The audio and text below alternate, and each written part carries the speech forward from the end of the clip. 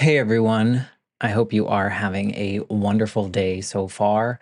I am just dropping this special little clip into all the episodes. So, no matter what episode you're listening to, this is actually pretty current as of July 2024. I wanted to come on here and just say a big thank you to Earworthy because the Life Shift podcast was just named the best overall podcast of the year in the first Earworthy Independent Podcast Awards.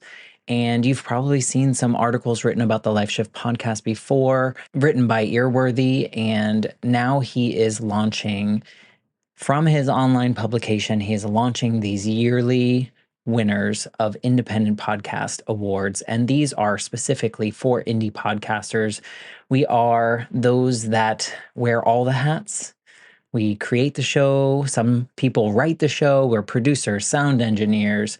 We troubleshoot all the tech. We do any kind of research if we need to. We host the shows. We distribute the shows. We do all the things that relate to our shows because we love it.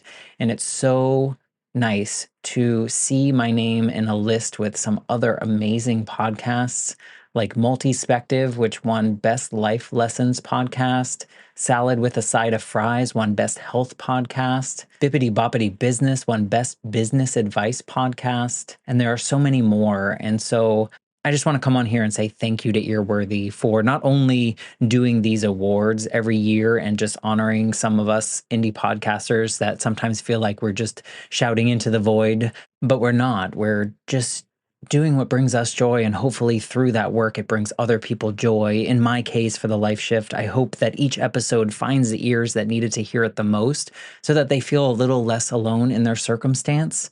But also, Earworthy writes all these amazing publications pretty much weekly, every week, every weekday, I should say, where he writes on Blogger, Medium, Substack, Tumblr, Vocal, Many Stories, and for other places. And he really just highlights the independent podcasters. So thank you, Frank, for everything you do with Earworthy and for recognizing all of us in the first Earworthy Independent Podcast Awards. If you'd like to read more, please head to medium.com/EAR hyphen WORTHY. Thanks again and enjoy this episode. I'm Matt Gilhooly, and this is The Life Shift, candid conversations about the pivotal moments that change lives forever.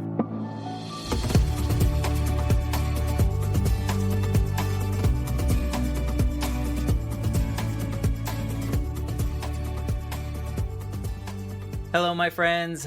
This is The Life Shift podcast, and I am here with my friend Erica. Hi, Matt. Hi, Erica. It's nice to talk to you. We've known each other.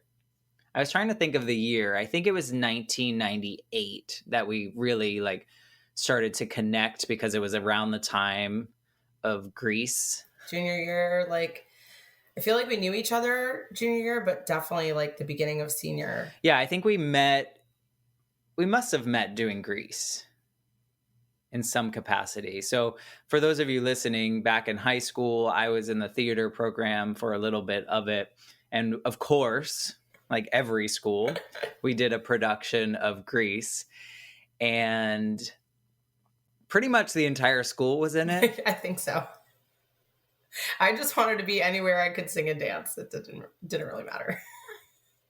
Yeah, and I wanted to be the opposite of that. When I auditioned for Grease, I auditioned for tree number 3 in the back.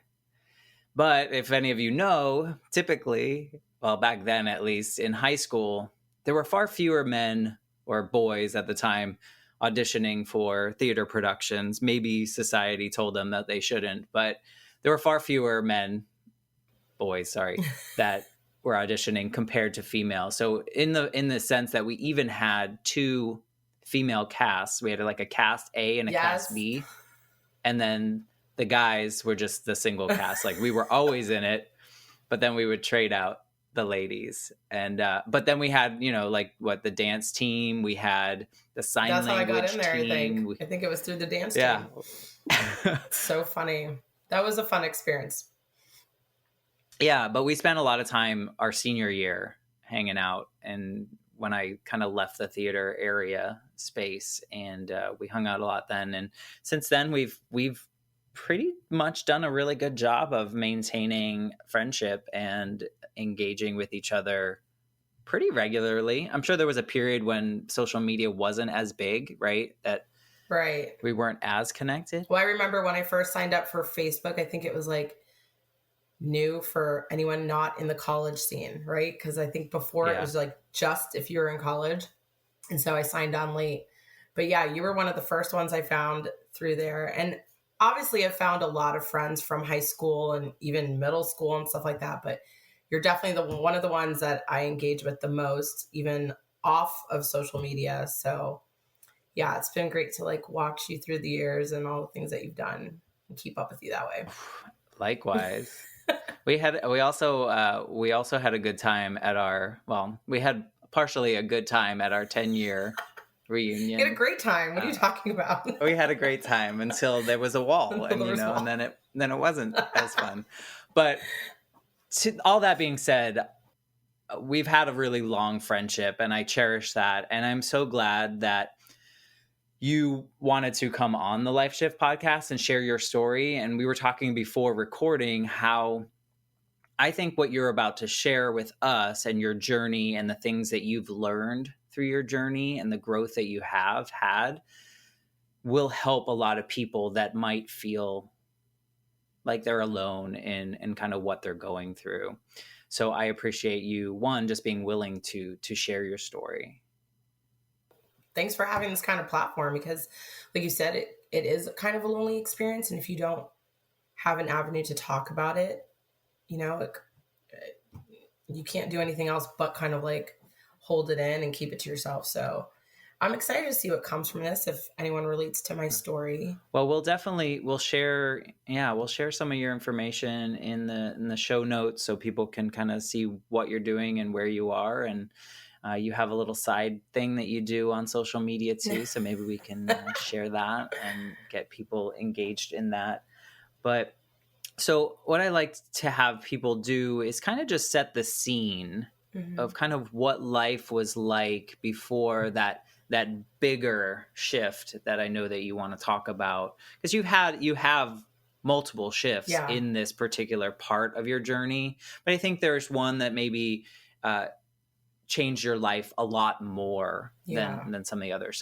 So before we get to that, maybe you can just kind of give us what life was like, what you were doing, what you were aiming for. And then we can kind of go from there. Yeah. My husband and I got married in 2007. And, you know, right away we knew that we wanted a family, right? We didn't want it right immediate, but we knew that that was definitely in our future plans. So probably about a year into marriage, we said, all right, we're going to get off birth control. We're going to kind of just see what happens and kind of let nature take its course kind of thing. So I would say like we weren't really militant about our family planning, right? I wasn't tracking anything. I wasn't scheduling our time together. Like I didn't want it to be a chore. I've heard like stories of people trying to plan their families and make it like it was like a project, right? So that's what I didn't want. It was just kind of like, we'll just see what happens when it happens. We're leaving the timing up to God. When we get pregnant, we get pregnant. Well, fast forward, about 6 years went by, and it kind of started hitting us like, all right, is something wrong? Because like maybe we should be tracking, or maybe we should be charting or scheduling, but we didn't want it to be like that. But I was kind of getting concerned. I'm getting older, and you know, men can have kids till they're by their graveside, but you know, for women, it's like we kind of have like a little like window that just starts to get, you know, tighter and tighter. And so probably around that 5 to 6 year mark, we kind of figured, well, I don't know what's going on here, but you know, we're not really finding ourselves. We had never had any close calls or false alarms. So, you know, we started off meeting with doctors, ended up with a fertility specialist, and figured out what the problem was. And so we came up with our fertility plan, right? Which was to go through the IUI process. And it's a little less invasive, less complicated than IVF, which I'm sure a lot of people hear about. So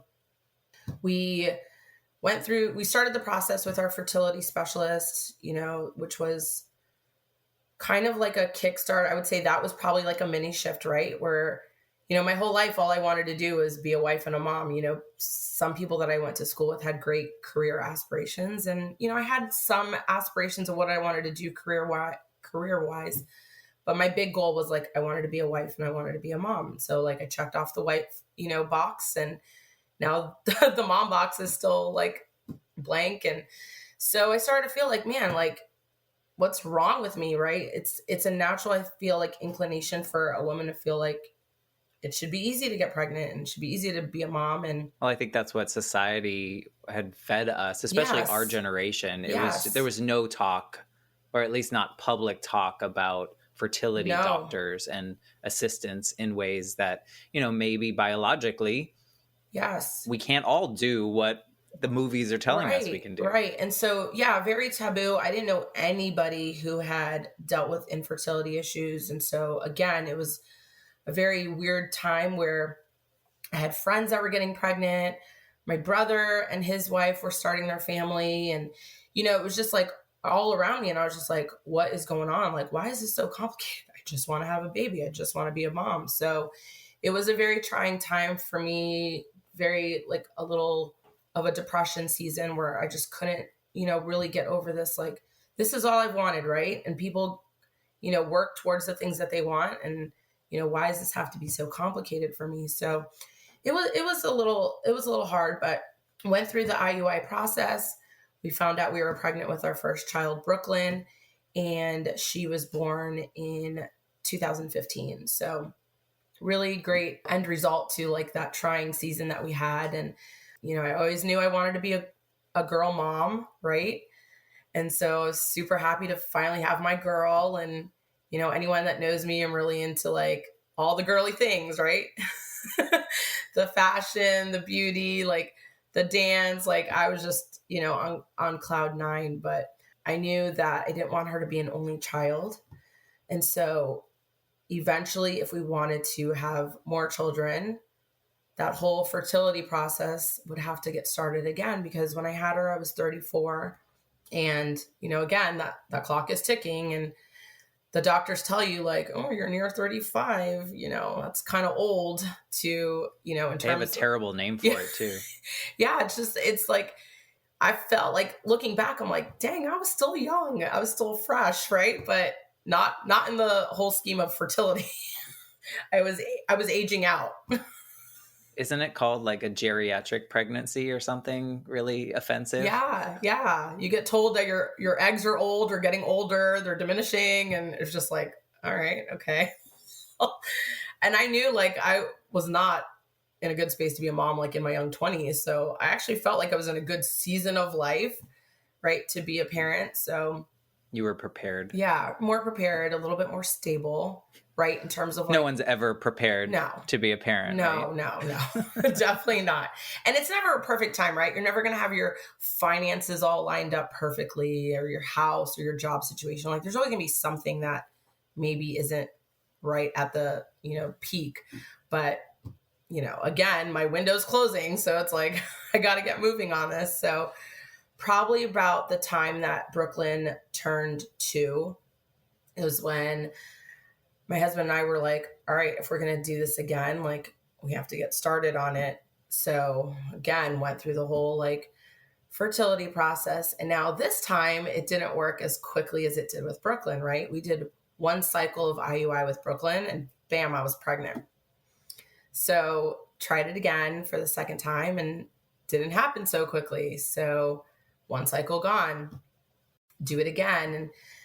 And then my fertility specialist is like, well, we might have to, switch up medications and see if that helps. But just to give you a heads up, the other medication usually has a higher rate for multiples.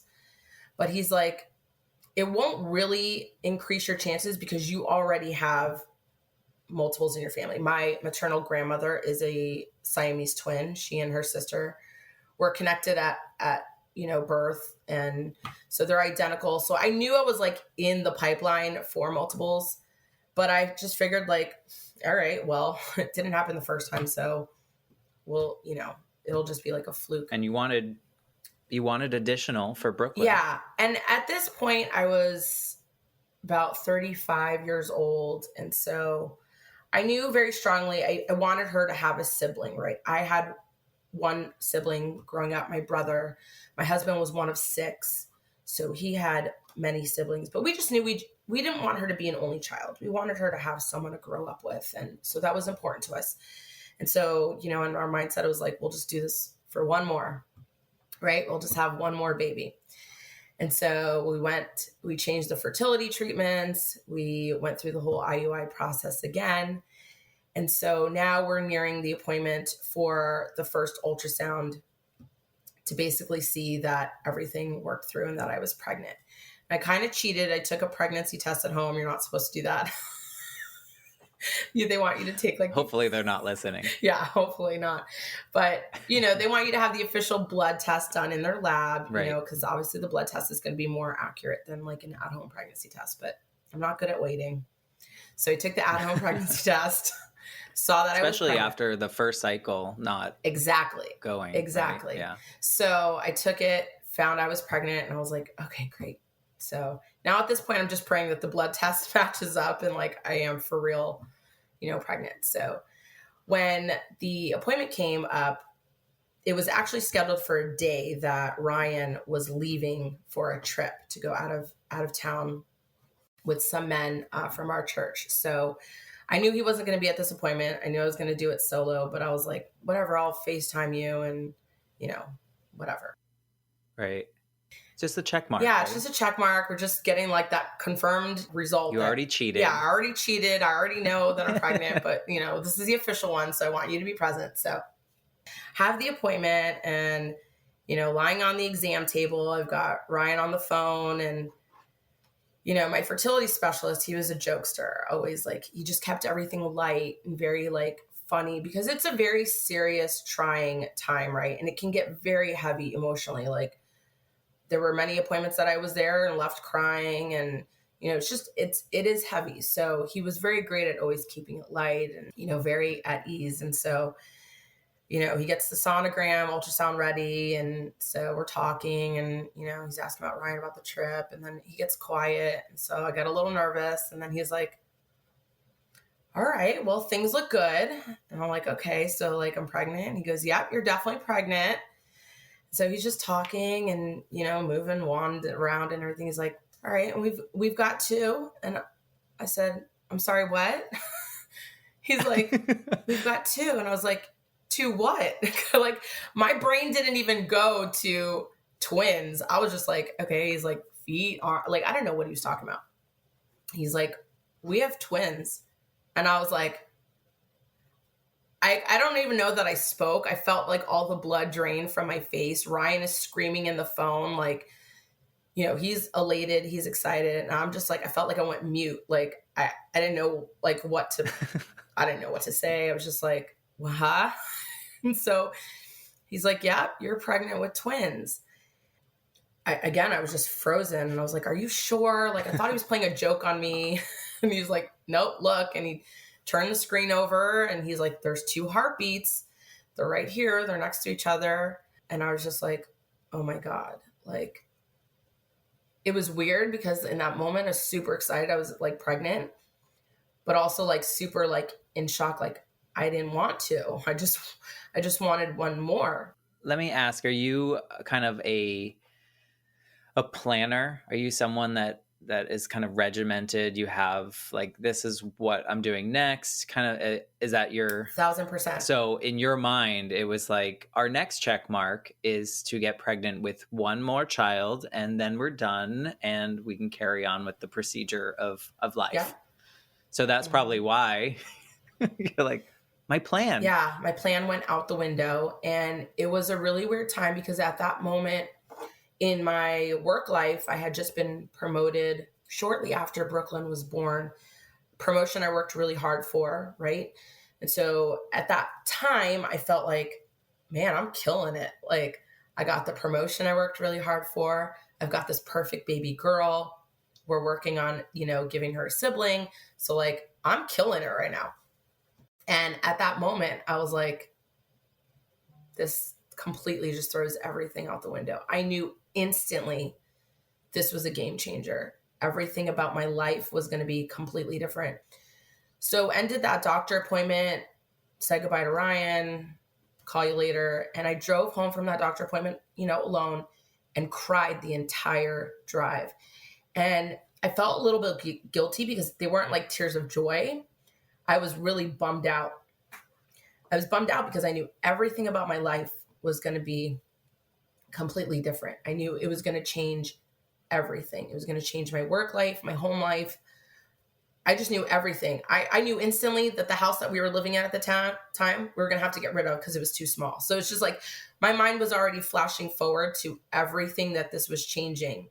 And I wasn't happy about it. I was a little You were bummed. bummed out. And I think it's interesting because so many people, and again, I'm going to age us, but so many people in our generation, it was almost like we were trained to dream and paint the picture of the future. Like, what are you going to do 50 years from now? And what's your life going to look like? So you probably had the picture, you had the 2 kids, beach Yes. vacations, the 2 parents, everyone around you. And now it's like, just kidding. Let me erase all that. And you're going to have to make a Yeah. new one. Yeah. So I get it. Yeah. I'm totally a planner by nature. I mean, I live and breathe by a schedule. Everything's on a schedule. There's a routine. Something gets thrown off, it throws me off. And, probably one of the biggest things that drives my husband nuts because he's very much like, go with the flow and like, it's not a big deal. And I'm like, everything's a big deal. So this was just like another one of those situations where he was like super excited. And I was kind of irritated that he was so excited. And I was just like, Do you think part of your idyllic like future of 2 children was based on your upbringing of having the 2 of you, and then Ryan's was there were so many that it was just like more, do you think that yeah, that was maybe, some of the split? maybe. Yeah. I mean, I always knew in my head, I think, again, this is where that planning mindset came. I always said I wanted 3 kids. I don't know why I said that. I was just like, 3 sounds like a cool number. Anything more than that, not interested. 2 would be cool. I definitely didn't just want 1. So, yeah, maybe that totally played into it for sure. I think what also played into it is that I knew that this wasn't going to change Ryan as much as it was Mm, going to change me, right? right. I'm the one that had to go through the fertility treatments. I'm the one that's going to have to go through the labor and delivery and the pregnancy. I'm the one that's going to have to change my job situation. Like I knew that even though, right, we're living in 2022, back then it was not, it's like moms and dads should carry the weight of the responsibility. But I think traditionally, right, it's the mom that bears the brunt of the home responsibility. And I knew that that was not, that was going to be the case. I would bear the brunt of the home responsibility, but I also have to bear the brunt of the work responsibility, right? We weren't in a place where I could just quit my job and, just be a stay at home mom. So I knew that it was primarily going to change me. And that I think is what I was upset about because I didn't plan for this change. Right. Did you feel like resentment to the fact that Ryan was so happy and excited Yes. about it? Yeah. Yes. And that's hard Yeah. to, and I think that's important for people listening now is like, that's okay to feel that way. And sometimes we Yeah. put this shame on ourselves. Like you said, you drove home when so many people going through fertility treatments, finding out that they're having twins would be elated, right? Or like Yeah. just so excited. It's working. And I should have been so excited. Well, no, you should have been however you were, because I think it's Yeah. important to realize that we're humans, right? Like whatever other people are putting on us is on them, right? Yeah. That's what they're projecting, some kind of like what we should be feeling. We can feel however we want. And so Yeah. that's the reason I asked that question, because I think that even in some of the other stories that have come before yours, it's like we need to own the fact that we're human and it's okay to feel however we feel at whatever moment in time. So like I think it's awesome and brave of you to say out loud, and hopefully it helps you say it out loud, that you were bummed. Yeah. Like that, it just, that's okay. So Yeah. I mean, I just wanted to pause and jump in there and just say, like, it's okay to be resentful of other people. Like, it's okay Yeah. to just be, Yeah. Thank you for right? saying that. Because there was a lot of guilt on myself. Like I felt bad because I was like, Erica, you wanted to be a mom. Here you are, a mom, right? You wanted more than one child. You got more than one child. You Right. went through an infertility journey, right? You should be grateful and you should be thankful. And I was thankful and I was grateful. But yeah, I was a little irritated, and I was a little irritated that like Ryan wasn't going to have to change anything, right? Like it was really going to be me. So that was kind of annoying. So that was definitely like a shift moment where I was just kind of like, okay, well, now I have to adapt. This is my new path, right?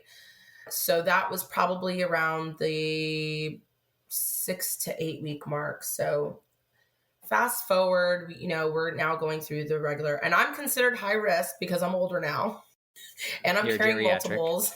Yeah, I'm geriatric in terms of mom years, and I'm carrying multiples. So I'm now considered a high risk pregnancy. And so in addition to seeing my OBGYN, I now have to see a perinatologist who specializes in high risk pregnancies. So we get to about the 12-week mark, I want to say. And so part of that high risk pregnancy checkup process is like, checking to see if there's any screenings for any abnormalities, any defects, anything like that. So they do a blood test and send it off, and they do scans. And one of the scans that they did was a nuchal translucency test, which basically kind of checks the back of the neck area where there's fluid. And based on the amount of fluid that they see can indicate if there's something, wrong or something that, you're not expecting. So baby A was Camden and baby B was Eden. And so as the weeks of the pregnancy were going by, they noticed that Eden was always a little bit smaller compared to Camden, right? But they didn't expect them to be huge because they're twins, and there's only one place for them to be, so they're going to be a little compact. But they noticed in the nuchal translucency scan that Eden had a little bit more fluid in the back of her neck, which is typically a marker for Down syndrome. So they called me at work to give me the results of this scan, right? So I shuffle myself off into a conference room, and I'm just expecting like, hey, cool, everything's fine, like carry on with your day. And so the doctor gets on the phone, and I could tell in his voice something's not right, right? He's not like happy, Right. chipper, it's just, Mm-hmm. hi, Mrs. Kelly, and got the results back, and, blah, blah, blah. And he said, I'm sorry to say that it appears that there is a high risk of Eden having Down syndrome, right? So immediately another wave of emotions, right? Because now I'm just like, what? Like something's wrong? Like what's going on? And I'm at work. So I'm just trying to like bite my lips and try not to dissolve into tears. But he was just like, now we don't know for sure. We won't know for sure until we do another test. There were two tests that I think you could do to really confirm whether or not she had Down syndrome. One, I had already passed the week mark for, so that was out of the window. And the other one was an amniocentesis, which basically they would have to puncture the amniotic sac of the baby, extract the fluid, and then do the test. But because I'm pregnant with twins, they would have had to puncture both. And with that becomes an increased chance of miscarriage for either of the babies. So he said, that's basically your only option if you want a confirmed diagnosis. And then I said, well, what's my other option? He said, well, you just wait until the twins are born, and then she'll have blood work done and the genetic testing will show. And so it left me very heavy because, again, going back to my nature of being a planner, right? Yeah.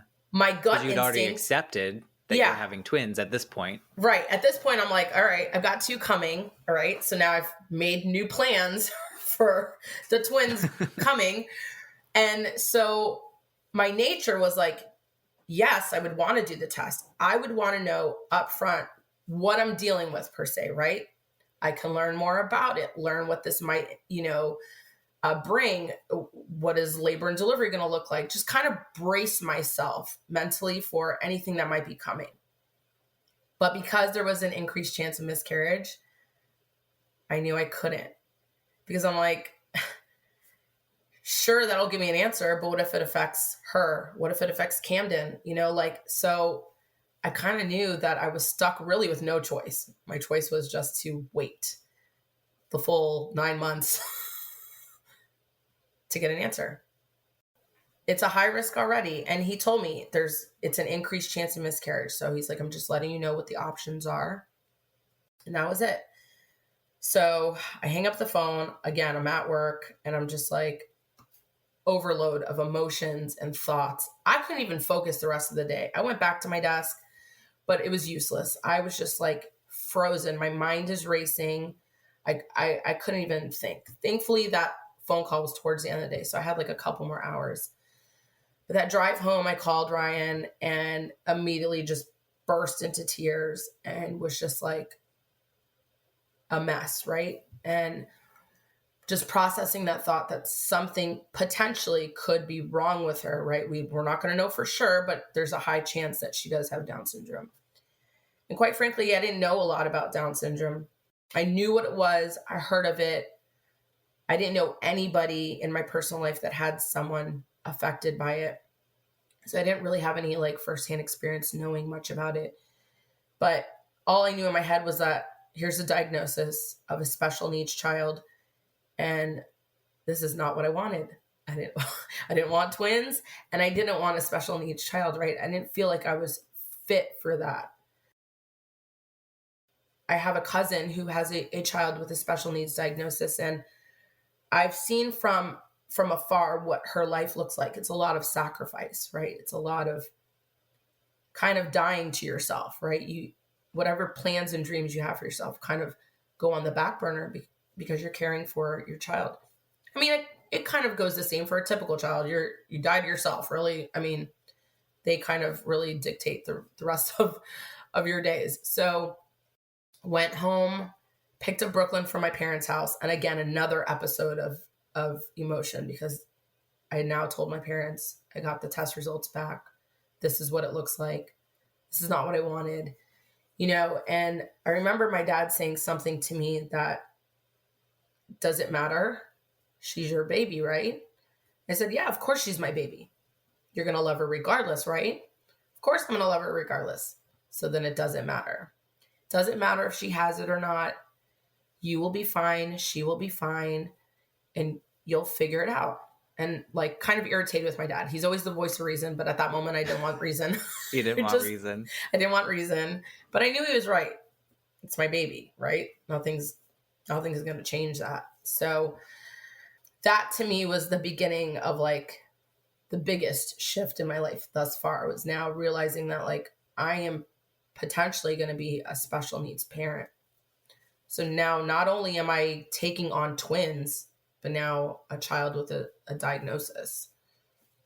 Do you feel that, or do you recall when you kind of internalized and accepted those words that your dad said to you? Like, was there like a moment where you were like, you know what? He's right. Let's go. Like, new plans, we're getting going. I think in my head, I knew he was right. But in my heart, I hadn't accepted it yet. It was, because I feel at that moment, it was a grieving process that I was now going through, right? Whatever plans and dreams and aspirations that I had created once I accepted that I was having twins changed, right? Yeah. We found out we were having twins. We then found out we were having a boy and a girl. And so like my mind is racing. Great. I tell Brooklyn, like, you're lucky you get to have a brother and a sister, and you're going to do all these fun things with your sister, and you're going to have a brother. And so like my mind is already like going with like dreams and plans, right, that I had for the 3 kiddos, but especially the twins, right? And I think at that moment, my mind shift like turned towards what she wasn't going to do. right? So like, Yeah. and I don't even know anything right at this point. Like, I don't know definitely if she has Down syndrome. I don't know what Down syndrome means for her life. I don't, all I heard was diagnosis. She's not typical. Something's wrong. And immediately my head just started filling with all these things that like she wasn't going to do. I mean, I'm pregnant and I'm already thinking like, is she going to live with me forever? Is she ever going to be independent? Will she ever get married? Like my mind is fast forwarding years ahead of where we're at. But I think that's just when I started to grieve. I think that's normal. Yeah, I started to grieve the plans I had for her because I just felt automatically like this is going to limit her. So I think for the next, well, really for the duration of the pregnancy, it was really hard emotionally. I came to accept, hey, she's probably going to have Down syndrome, right? Because as we continued with the special medical visits and stuff like that, you know, I just kept on. They're treating her as though she has it, right? So they're monitoring her heart more closely because with Down syndrome, there's usually sometimes a heart issue, right? They're comparing and contrasting how she's growing compared to how her brother's growing, and so it was kind of always just in my face. So I had kind of started to just accept, like, okay, she probably has it, and that's it.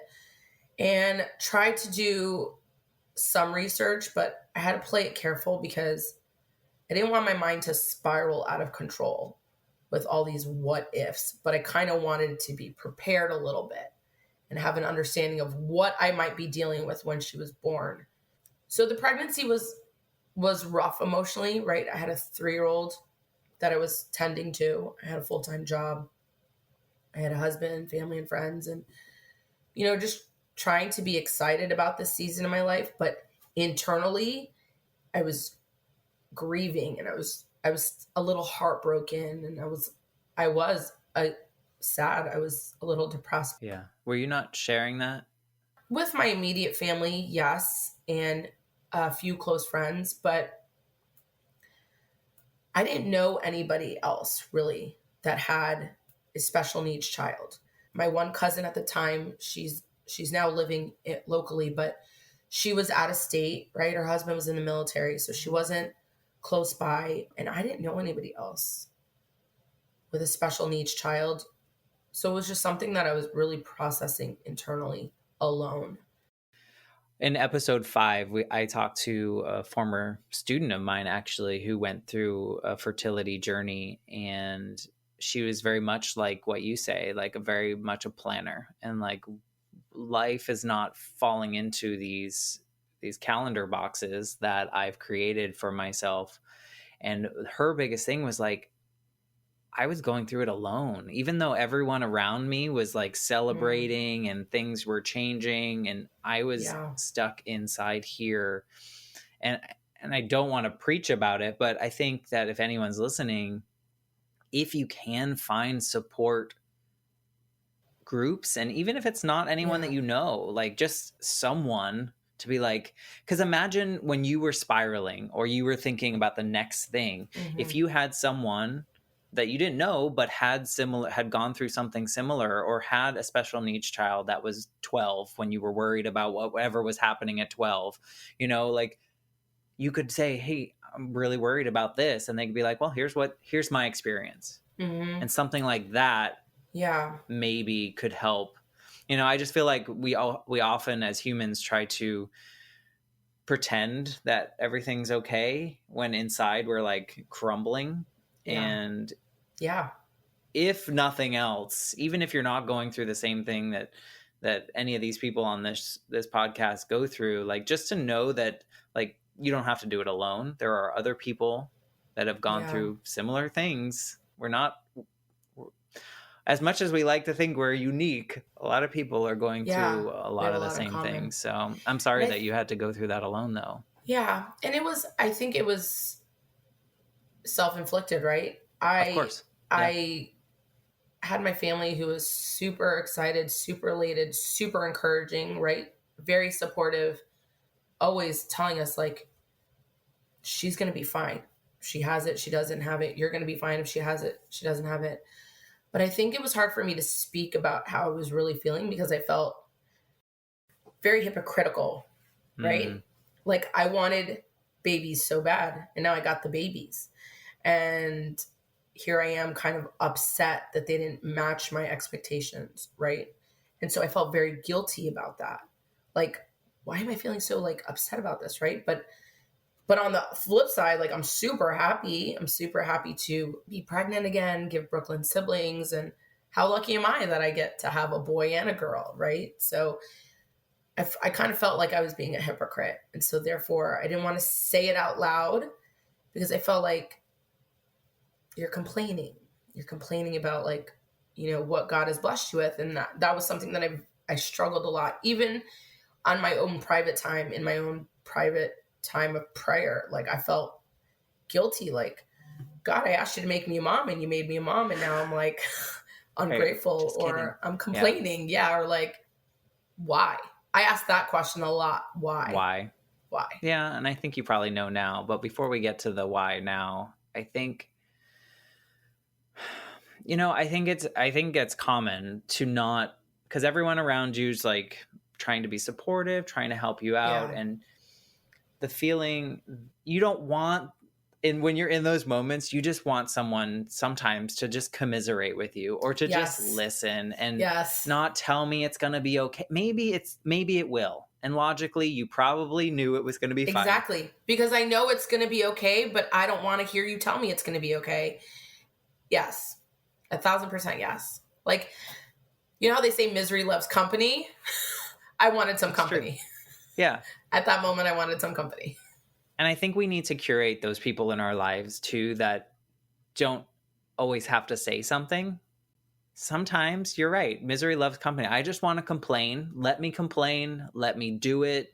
I'll Yeah. process it, but I Yeah. need to get it out, right? And so Yes. maybe, in your prayer moments, did that help? At least saying it out loud or at least thinking it, Yes. in a purposeful way for you? Yes. I had a lot of good cry fest in my own quiet time, you know, praying. I would just sit sometimes in the car and just bawl my eyes out until I felt like I could take a deep breath and like, because like that part of my head knew it's going to be fine. Whatever's coming, like we'll deal with it. It'll be fine, right? There's people in worse situations. That's what I kept on telling myself. I had a very good friend who was an emergency medicine physician, right? And so I talked to her a lot about this diagnosis, like, what does this mean? And she would tell me, Erica, of all the diagnoses, right, that you could come across, like, this one's not that bad, right? Even if she does have a heart problem, even if she does have a thyroid problem, like, she will still live a fulfilling life and she'll be able to do things.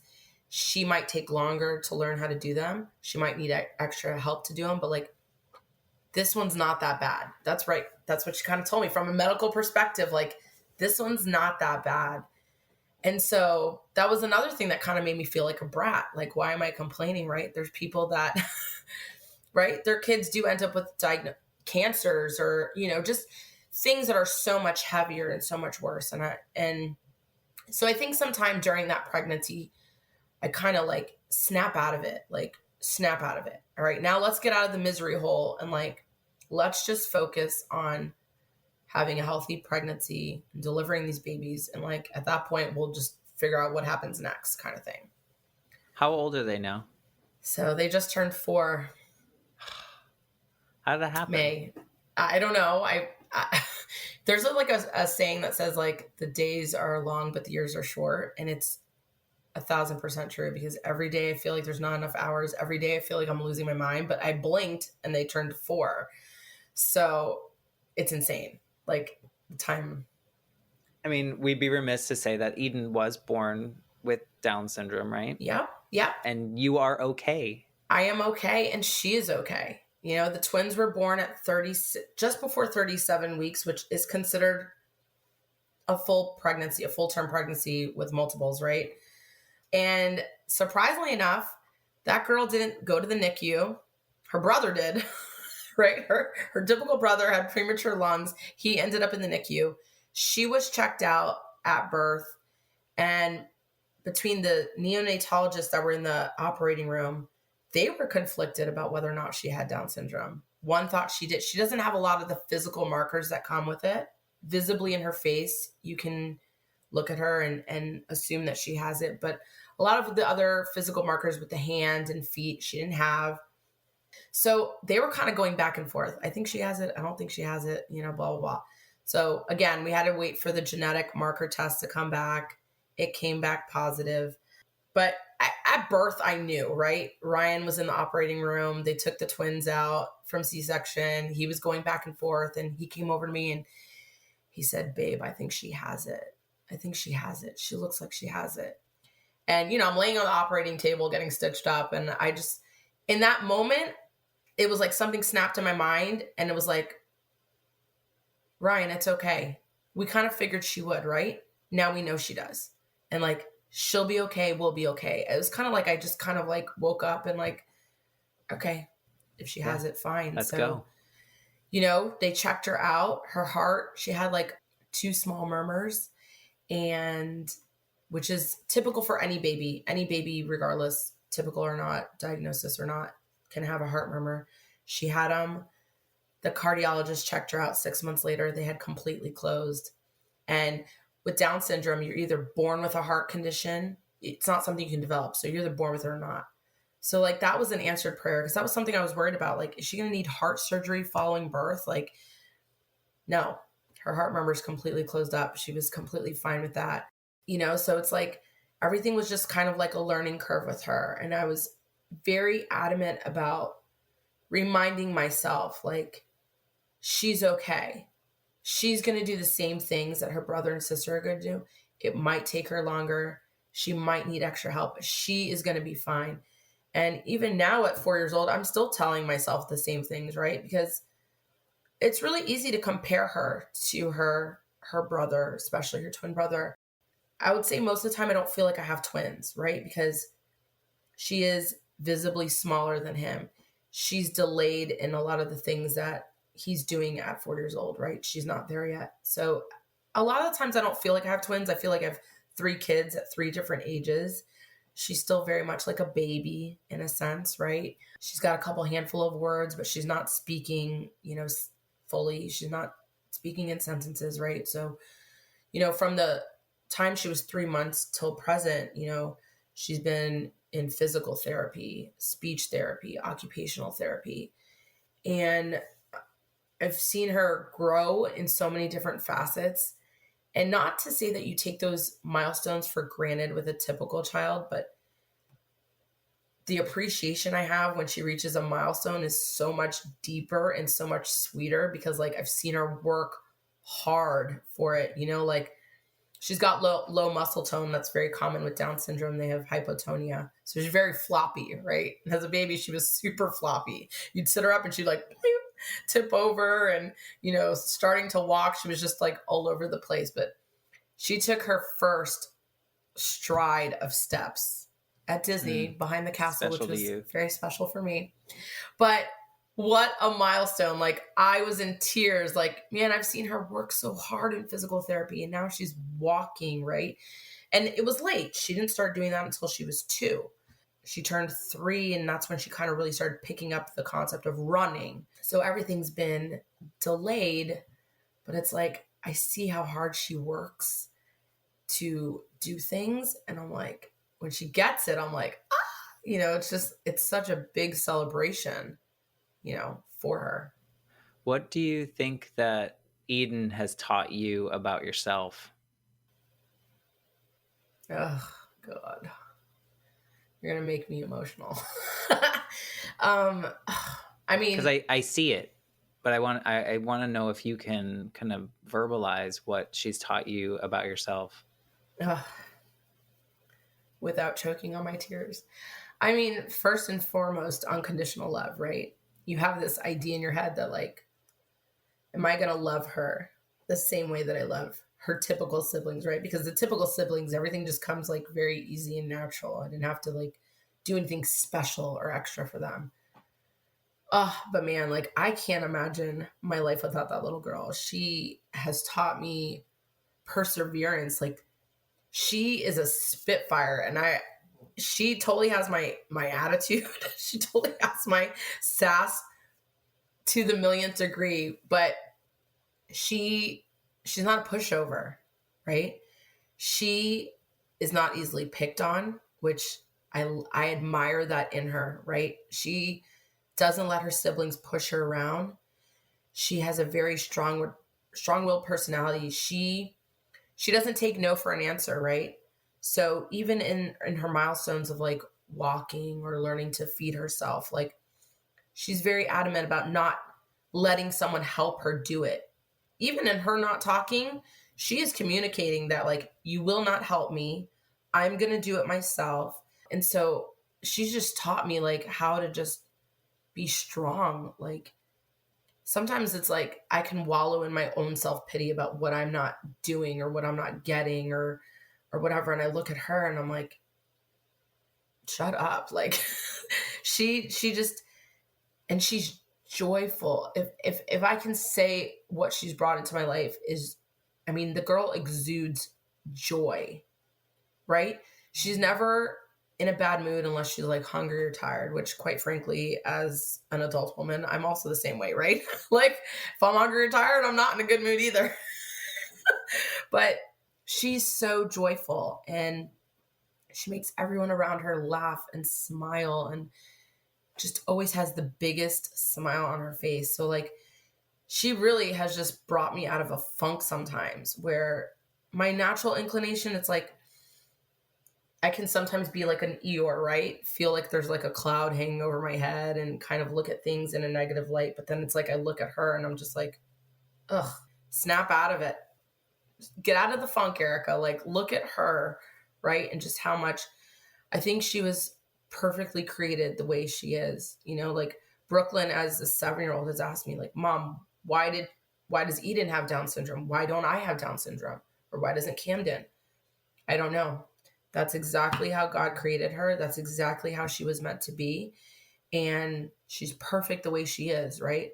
I don't really look at her so much on a day-to-day basis as a child with a diagnosis. I have those reminders, right? She has more medical appointments than her siblings, right? She's not in a typical preschool with Camden right now. She's in one that allows her to have her therapies done, you know, while she's in school. She doesn't talk. She's not potty trained yet. So there's those physical reminders that I know she's not typical, but when I look at her, I'm just like, I don't look at her any different than the other ones. Like, she's my child, right? And she's taught me a lot. I mean, patience, And right? damn, Doesn't, your dad was right. yeah, he was. He's always right. He's always right. I'm curious as a fellow kind of planner and person that needs to get the check marks and those kind of things. Has Eden taught you to slow down and kind of plan less, or are you still kind of?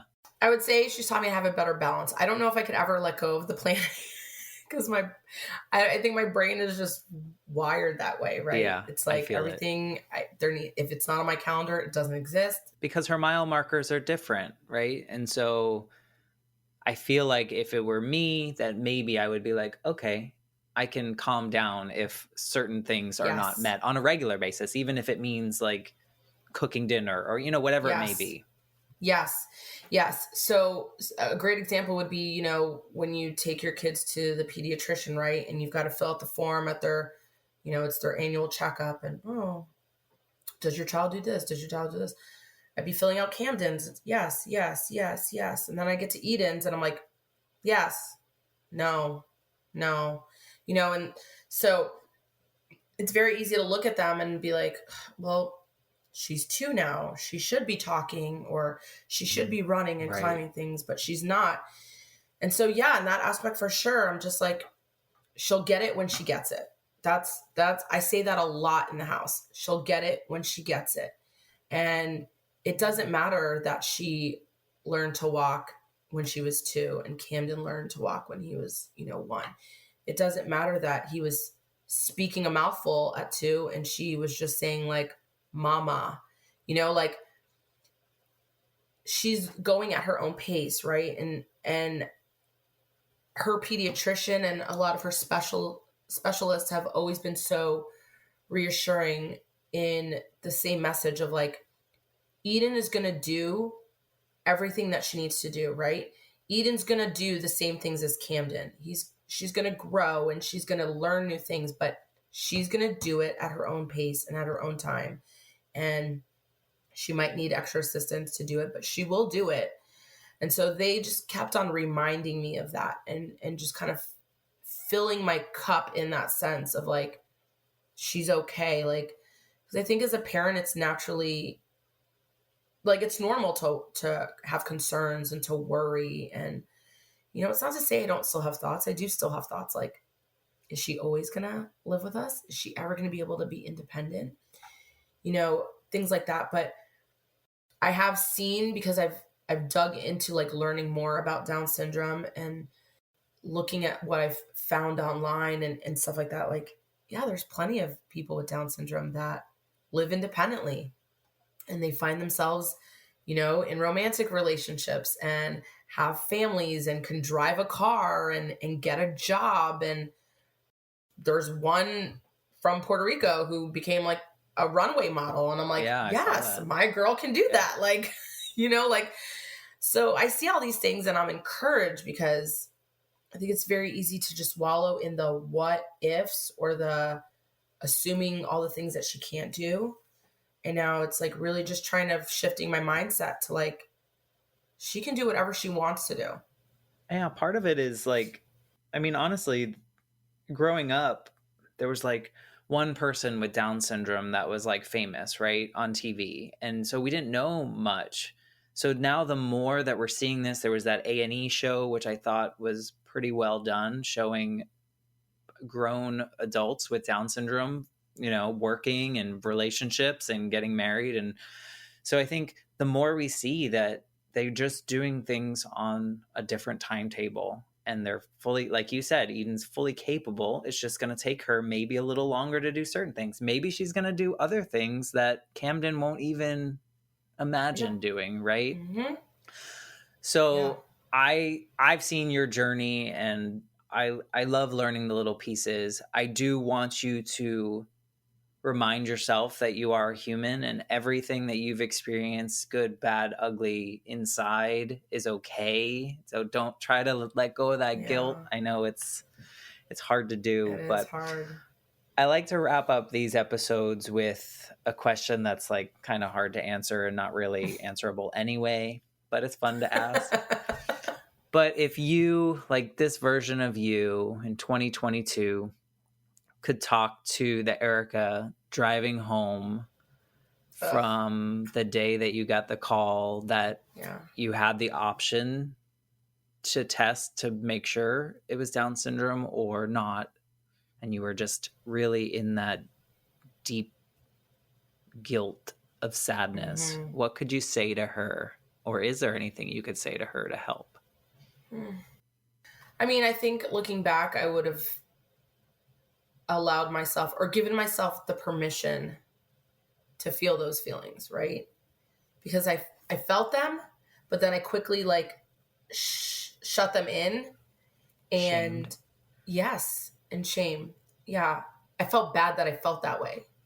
And I felt Yeah. bad that I felt that way towards my child. I felt bad that I automatically assumed she would be less than, right? Mm, And looking back at that, like, I think those were normal feelings. Like you said, like those are normal human feelings, right? We're not always at a high, and not everything is always positive and exactly how we planned it to be.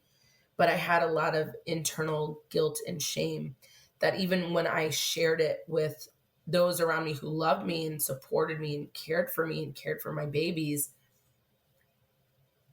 I felt bad really, really expressing how deeply I was feeling, because I knew that they'd be like, what? Like, Erica, you know?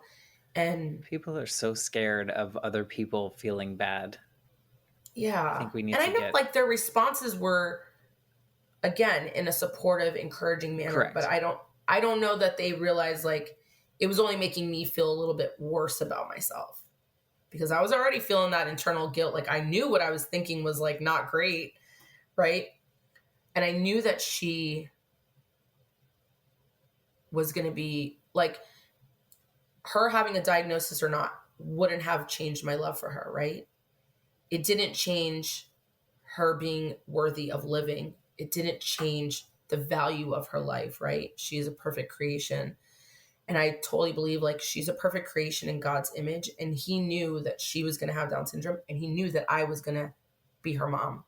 And so I know that none of that was going to change, but it was still something that I struggled to really just accept in that moment. So I think I would just look back and tell her like, it's okay to feel what you're feeling. Like it's normal to feel this way, but like, it will be okay. Yeah. She's perfect. I think it's a common through line in a lot of these conversations is this like self-awareness or self-acceptance of how we are at whatever moment it is. And I don't know where it came from in our generation. I hope it's going away. There's like a shame in feeling not great, right? And that's just part of living, to have these ups and downs, right? You can't be all the way up here because, there's an opposite, right? Yeah, I think it's the expectations we put on ourselves. Yeah. Right? I automatically assumed I was not meant to be a special needs mom. I was like, I can't do that. I've seen other people do it and they rock it. I don't think I'll rock it. I don't know anything about being a special needs parent. I don't know if I'll be able to care for her the way that I should. And so that was another part of it, was just like, what? I'm not worthy of being a special needs mom. And now people are looking at you in the same way. I mean, I hope so. They are. I hope I 100%. I try to be the best mom I can for all my kids, but her especially, I'm like, no one could care for her the way I care for her. No one could love her the way I love for her. Same with my other children, but I know that I'm doing the best I can for her. And so now it's like trying to give myself a little pep talk every day.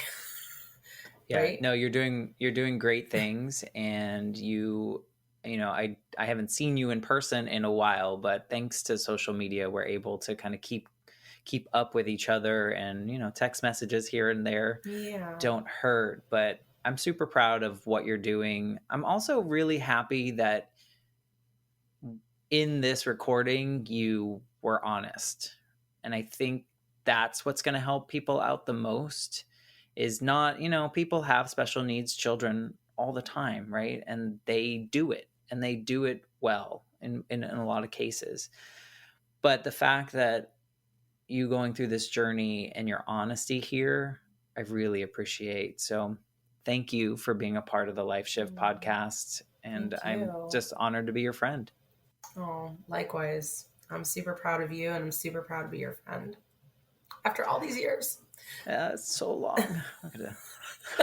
All right, my friends, we will be back next week with a new episode of the Life Shift podcast, and we'll see you then.